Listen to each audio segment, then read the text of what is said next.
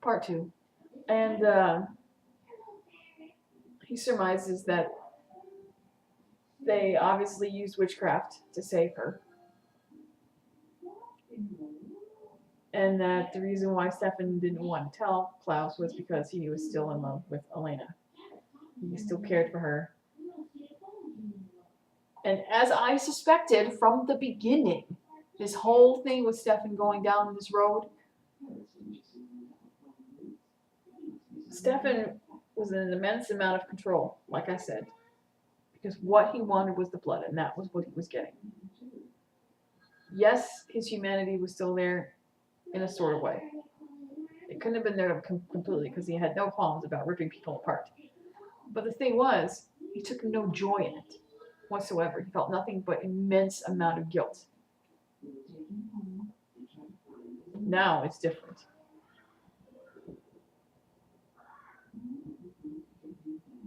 It's at this point that they realize that Klaus realizes he really has no choice.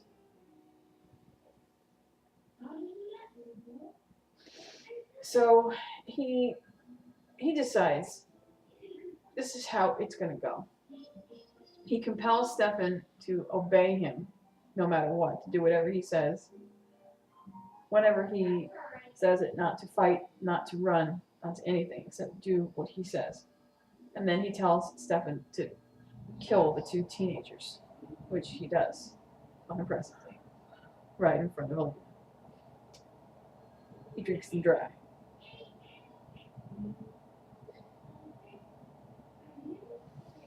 Then he turns around and says, "Here's the true test. I want to see if you actually want to pledge yourself to me." Because Stefan at first says she means nothing to me. I don't care about her. I don't love her. My loyalty is to you. And then so Klaus tests him by slapping her across the face. And of course, Stefan, being Stefan, can't help himself.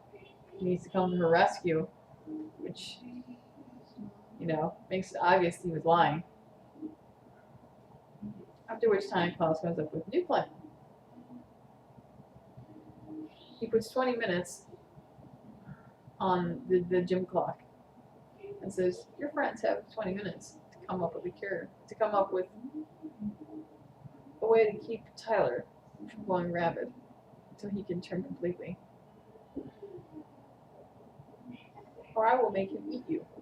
And he compels Stefan that at the end of the 20 minutes on the clock, you will drain her dry. You will kill her. And he also tells Rebecca, who's in the gym, to break her spine if she tries to run. So now it's up to Bonnie and Matt to figure something out quick because they're the only ones that are still there. Tyler's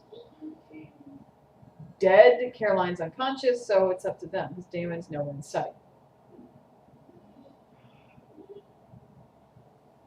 Bonnie goes through all her grimoires but can't find anything. She wants to go through the grimoires, but nothing in her grimoires are old enough to have any spell that would even come close. But she says that she'll go home and try and see. Matt, however, comes up with a plan of his own. He's getting the impression, this feeling that Vicky is trying to contact him, saying that she can help him. But he can't see her and he can't hear her. And he knows the only way he can is if he's dead. So he calls Bonnie and tells her that he has a plan, tells her to meet him in the pool. He wraps himself up in chains, holding what looks like a 20-pound weight, and throws himself into the pool so that he'll drown, hoping that Bonnie will get there in enough time to pull him out and give him CPR and bring him back to life before he's, dead for good. Which she does, but while he's in that in-between state, he gets a glimpse of Vicky, and Vicky gives him a message to give to Bonnie. Apparently what we already knew, that Klaus wanted Elena for her blood. But the reason why this wasn't working, why he couldn't make pirates, because she was supposed to die in the ritual, and she didn't. So Klaus wants to make sure that she is dead.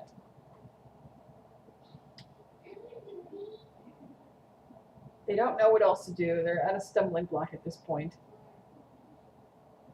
Minutes are ticking down.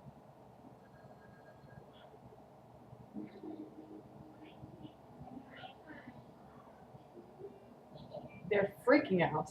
Stefan, it looks like he's about to have a nervous damn breakdown because he knows that once that clock reaches its end, he won't have a choice.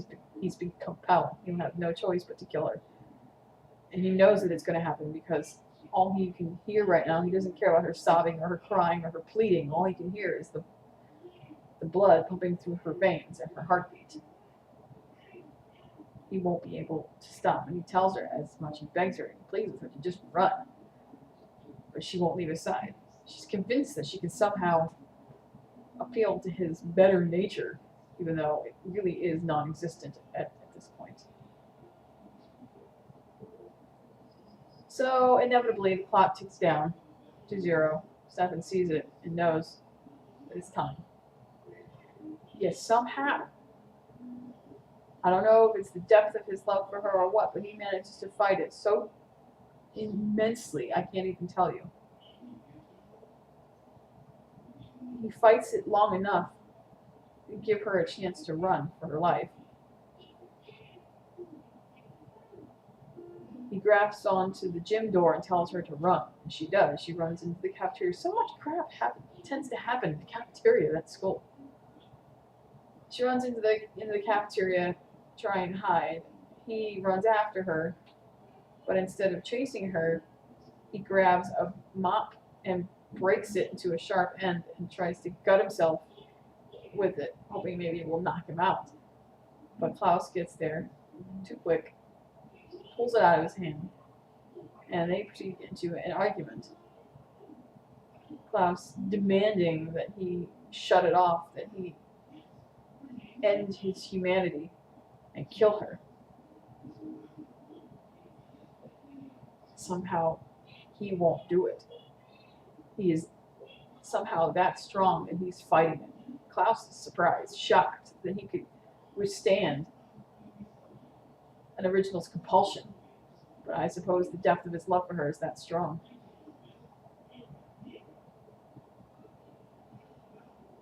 Klaus apparently has no choice.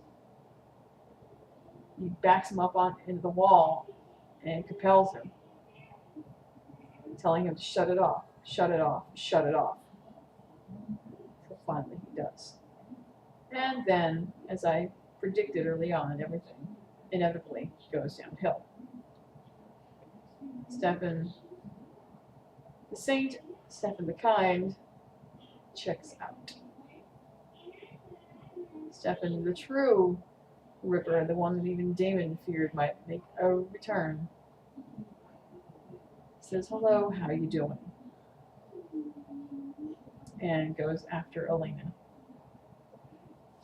She does not escape. Somehow in this transition, though, somewhere along the way, I don't know how Klaus managed to figure it out. I'm not entirely sure. It's kind of, I don't really like to explain it. But I think Klaus somehow realized, while Stefan was munching on her, that it might not be so wise to kill her. He started thinking about it, putting two and two together, and realized that it wasn't her life that was the problem, it was her blood. Meanwhile, while this is going on, they get the information out of Jeremy that they need. Bonnie keeps texting Jeremy, but he's not able to answer his phone because they won't let him. And then Damon starts to wonder what the hell's going on. She texts him 50 million times. This is more than just boyfriend, girlfriend shit. So he asks Catherine, demands that Catherine give him his cell phone. She doesn't want to, but she does. And he checks it and realizes that Bonnie has texted him like 50 million times, relaying all the events of what's going on with Klaus and telling him to get the hell back there. Of course, he wastes no time. he gives the keys to Catherine's car to Jeremy and says for him to follow Anna with Catherine to Michael. She says to him, "You would do something like that if I had asked." And he said, "Well, I wouldn't do it for you." Very Damon. Very Damon. No, he wouldn't have. Because she's not Elena. Period. I don't know how he figured out that Elena was in the hospital, but I imagine that because of the time it took for him to get from where he was to back to Mystic Falls, that he may have texted or phone called to Bonnie or Tyler or somewhere, to Matt or somebody to get more information. Apparently, in the course of Stefan biting her, Klaus realizes that her blood is the key, not her life, and stops Stefan from killing her long enough to get a sample of her blood and take it to Tyler. Tyler has woken up and he's in transition and he's not looking so hot. Fever, sweat, shakes. He looks like he's about to go rabid. Klaus holds out a vial of Elena's blood, hoping against hope that it will work.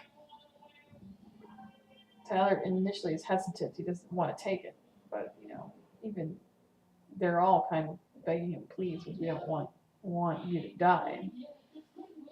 Well, Klaus would be really pissed off if he didn't. He'd probably kill us all. So Tyler drinks it and has a spasm attack. Apparently, I think his body was changing. And he looks up and his eyes look the same that Klaus did when he changed. That's a confirmation to Klaus that it worked.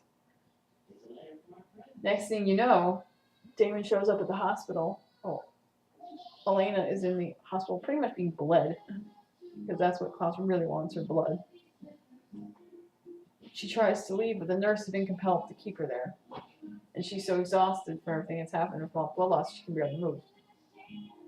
Damon finally shows up, gets her out of the hospital, takes her home. Tyler's all happy that he's been, made a hybrid, says he feels great, wonderful, and Caroline is trying to be enthusiastic for him, trying to be good about it, but you can tell that she doesn't feel right about this at all. In her mind, it's not right. It's not going to go well, but she doesn't know what to say. She doesn't know how to deal with it. This last scene with Damon and Elena was probably my favorite scene of the whole episode. Probably my favorite scene between them in a long while. There was a serious lack of Delana scenes these last couple weeks, and this was a nice little bone. I hope that we get more. The way he looked at her in the hospital just absolutely warmed my soul. Really touched my heart. You could tell the look in his eyes. It was guilt and it was hurt, and you could tell he just felt absolutely helpless and angry at himself for having left her like that. He got her out of the hospital, takes her home, gives her a glass of bourbon to calm her down a little. And he offers to help her to forget the memories that she wants to forget in his way. If that would make her feel better, but she doesn't want to. She says she wants to remember all of it. She asks him, "Where were you?" He doesn't initially answer her, but he says that he will never, like with conviction, more than I've ever seen him, that he would never, ever leave her again. And right at that moment, guess who walks in? Stefan. Because apparently Klaus has to leave because Damon, in order to get her out of the hospital, threatened Klaus with exposing the secret of Michael, which was leverage. Scared him, spooked him enough to get him to run.